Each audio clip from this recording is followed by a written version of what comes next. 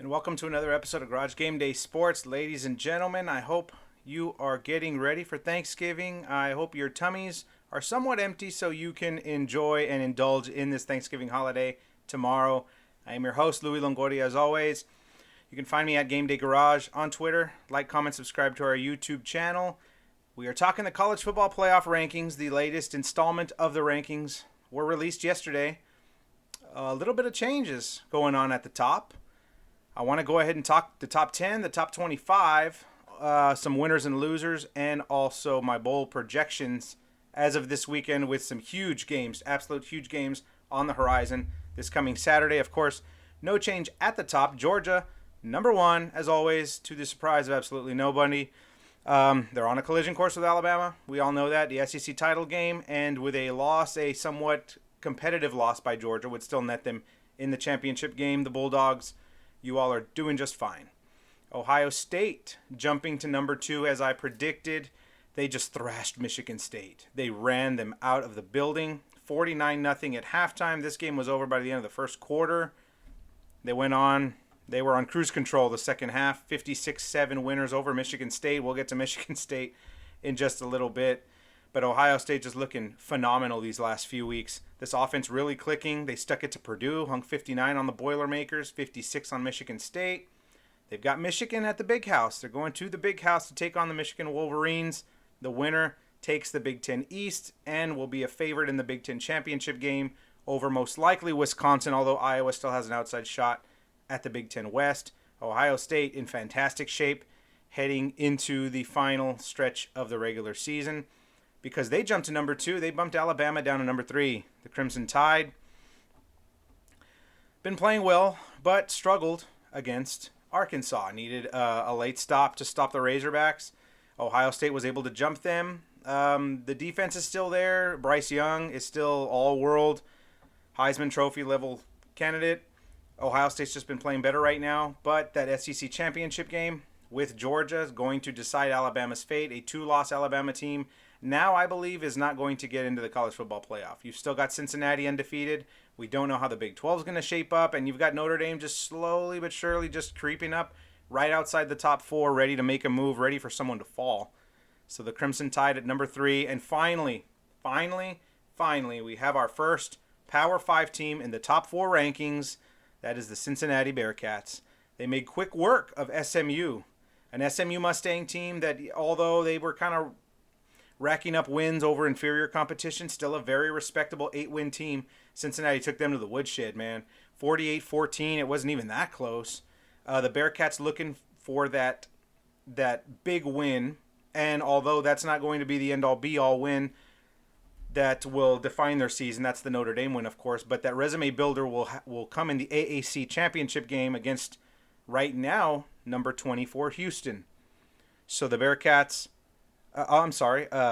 number 24. The 24th ranked Houston Cougars. So hopefully Cincinnati will come out of that unscathed. And right now with the Pac-12 collectively eating itself and the Big 12, we don't know the situation around the Big 12 as well as the head-to-head over Notre Dame. I believe Cincinnati's in great shape. Win and you're in, Bearcats. Ball's in your court. To round out the top 10, Michigan, I believed it was going to be between Cincinnati and Michigan State for that last spot. I'm glad the committee gave it to Cincinnati because the Michigan-Ohio State problem is going to solve itself. If they beat Ohio State will likely fall below Cincinnati being a 2-loss team. Michigan would then jump Cincinnati. So that problem will work itself out. Notre Dame, number 6. They close at Stanford, which should be a win. That would put them at 11-1, but no conference title game because they're back to being an independent this year. So they're going to need some help along the way. They're going to need some teams to stumble for them to have an outside shot at the college football playoff. Here's where it gets interesting. A logjam of Big 12 teams, 7, 8, and 10, with Ole Miss sandwiched in there at number 9. Oklahoma State at 7, 2-loss Baylor at 8, 10-1 Oklahoma at number 10. Bedlam is one of the huge games on the docket this weekend. Oklahoma traveling to Stillwater to take on Oklahoma State. It's number 10 versus number 7. Oklahoma State, I believe, is in the Big 12 championship no matter what. But with a win over Oklahoma, it's Oklahoma State-Baylor for the Big 12 title. If Oklahoma upsets Oklahoma State, it's a rematch of Bedlam next week for the Big 12 title. So A lot of moving pieces here. All three kind of up in the air, for the Big 12 title and a potential college football playoff spot. To me, whoever wins this game between Oklahoma and Oklahoma State has to win next week as well. And there's an outside shot for Baylor, but Baylor already with 2 losses isn't going to have a huge win this week. It would have to be in the Big 12 title game against Oklahoma State, and I don't know if that win alone will be enough to propel Baylor in. I think Oklahoma State has the best chance, but it would require beating Oklahoma and Baylor back-to-back. And they've already beat Baylor, so 2 wins over Baylor and a win over Oklahoma as a 1-loss Big 12 champ, I think would get the job done for the Cowboys. But it's yet to be seen, so we'll see how that shakes out. Oregon, Michigan State, BYU, Wisconsin, Texas A&M, your next group of 5 teams, 11 through 15. Not a whole lot of argument there. A lot of teams kind of shuffled up with some teams losing. Iowa, Pitt, Wake Forest, Utah, NC State, your next 5, 16 through 20. A few ACC teams around. Pitt's already clinched their side of the ACC. They're waiting for the other side. That'll be Wake Forest or Clemson. Wake Forest sitting at 18. NC State at 20.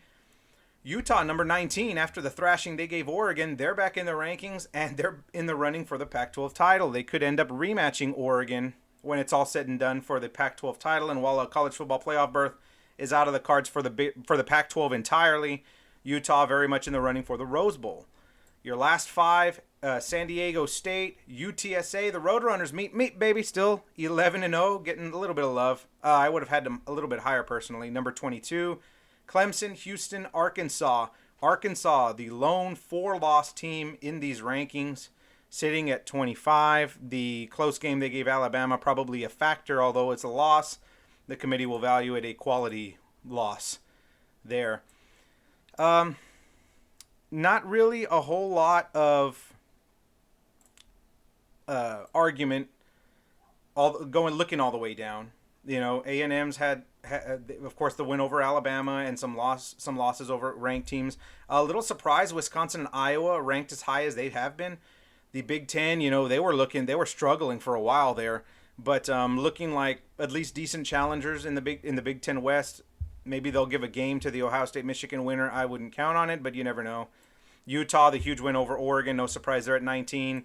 Happy to see UTSA slowly climbing the rankings. A Power 5, a New Year's 6 berth probably out of the cards with Cincinnati still winning and BYU ahead of them. Well, no, BYU scratched that. Independence Bowl bound as they're contractually obligated. But San Diego State also ahead of UTSA. So a New Year's 6 Bowl unlikely for UTSA. But, hey, you never know how high they could rank. Jeff Traylor's really got that group going. And some good things, some bright things in the future for UTSA. And then the way down, Clemson upsetting Wake Forest, hanging 48 on the Demon Deacons. No surprise seeing Clemson. They've caught fire after a slow start. They find their way back into the top 25. Dabo Swinney still has his boys playing pretty tough right now. Some winners and losers. And we've already talked about these teams, but to go a little more in depth here, my first big winner, no surprise, is going to be Ohio State. Moving from number 4 to number 2 with that huge win over Michigan State. They're the clear front runner, in my opinion, to win the Big Ten title. They're going to be big favorites over Michigan. I haven't checked the line. I would expect it to be somewhere in the 14-point range maybe. They're playing at the Big House, so you never know. That line could shrink. But I would imagine Ohio State, the way they've been playing, they're going to be a multiple touchdown favorite there. Leapfrogged Alabama, and they'll likely win out. If they'll likely be number 2 if they win out. You could even make a case if they were to look impressive over Michigan and then blow the doors off Wisconsin or Iowa, that they could even make a case at number 1. I'm not sure I'd go that far because Georgia has just been playing outstanding and that defense is suffocating teams left and right. But Ohio State number 2, hey, can't go wrong there. Another winner, Utah. Clinched that berth in the Pac-12 title game, just housed Oregon, and if they play them again, they're going to have the psychological advantage over the Ducks. Oregon, after losing by 31 to Utah, I'm not sure that's going to be the team they're going to want to see in a rematch in the Pac-12 title game if the results hold as they are right now. And UTSA, got to give the Roadrunners love. Jeff Traylor just signed a 10-year extension to be the Roadrunners head coach. They'll be in really good position here moving forward. They'll kind of be the Cincinnati, Boise State. They've got that. They've got that head start, that coaching.